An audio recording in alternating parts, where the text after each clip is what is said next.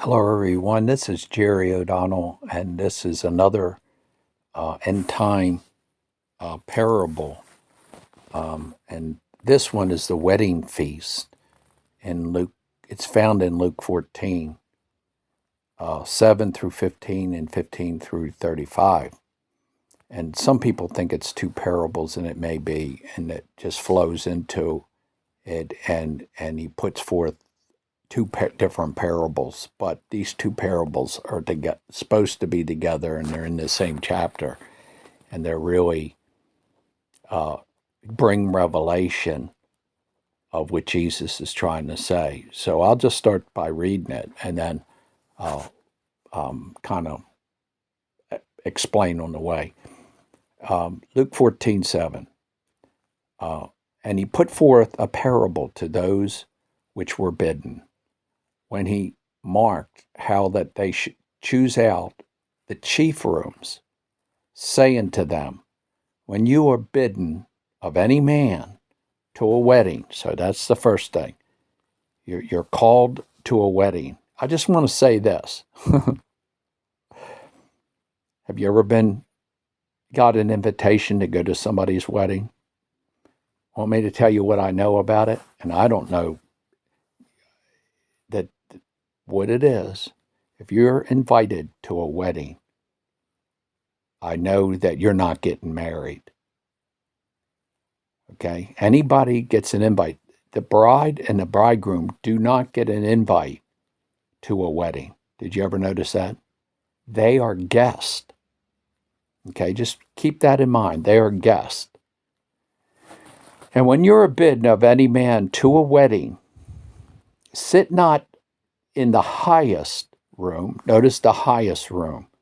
Lest the more honorable man than you be bidden of him.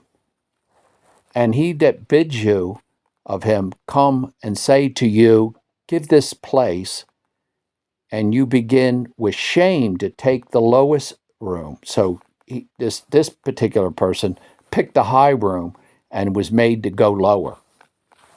But when you're bidden, go and sit down in the lowest room. And I just want to say this too, that you have to understand this was 2,000 years ago. And when there was a wedding, the way it was typically set up in those days, notice these chambers. There's the lower, the people on the bottom, and then the next level, number 2, and all the way at the top was the bridal chamber where the bride and bridegroom were. Okay? And the wedding dinner, the wedding dinner was before the wedding. But anyway, here we go. And he said, friend, and he says, and when you are bidden, go and sit down in the lowest room, start out there. And when he bids you to come, he'll say to you, friend, go higher.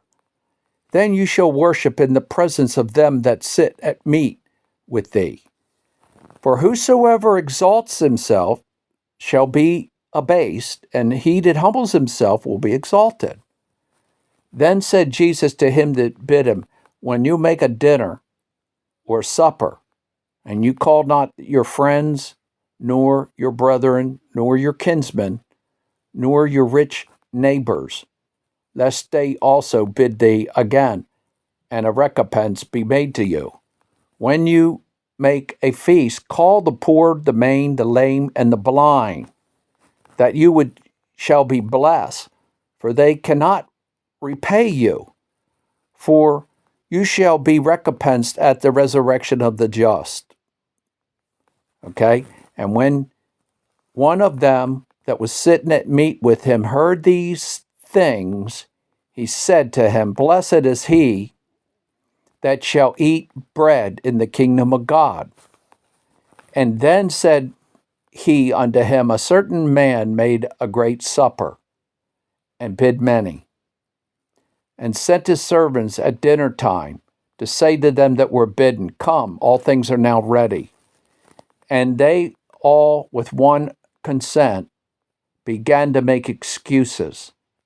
The first one said unto him, I bought a piece of ground, and I must go and see it. and I pray thee that you would excuse me. And another said, I bought 5 yoke of oxen, and I have to go prove them. I pray that you excuse me. And another said, I have married a wife, and therefore I cannot come. So the servants came and showed his master these things, and the master of the house began angry, said to his servant, now remember, Jesus is telling this parable, go out quickly into the streets and the lanes of the city, and bring in here the poor, the maimed, the halt, and the blind. And the servant said, Lord, it is done, and as you have commanded, and yet there is room. And the Lord said unto his servant, go ye out in the highways and the hedges, and compel them to come in, that my house might be full. I say to you that none of those men that were bidden shall taste of my supper. Boy, what? I'm telling you what.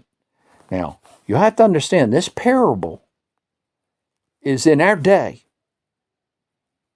This parable is in our day, and this is going to happen, and there's going to be a time where he calls us to the marriage supper. Okay? This marriage supper is not in heaven. It's not after the rapture or anything like that. It's a time period where you might be able to get, everything that's offered in the supper and everything that's offered in this wedding supper or feast is meat. The only thing mentioned is an ox and a calf. It's meat. So it's meat. And remember Matthew 24, where it's talking about giving you meat in due season, Jesus speaking? There's a time to be able to be strengthened and get meat in due season. But some people, in the days that come, when it's a time to get meat in due season, they're going to make light of it. And we know the result, because Jesus just said it here. It's really pretty sad. And I just pray that people have eyes to see and ears to hear. Remember when it says not forsaking the assembly? Boy, I'll tell you what, there's so much revelation. It doesn't say where. It doesn't say where we will be assembled. It just says so much the more when you see that day approaching. That means your eyes are open to end times. And it'll be places that you least expect. I can tell you this. It'll be places all over. And it will be meat in due season. And it'll be like unto getting the oil with the vessel with the lamb. But anyway, I thank you for listening, and may God bless.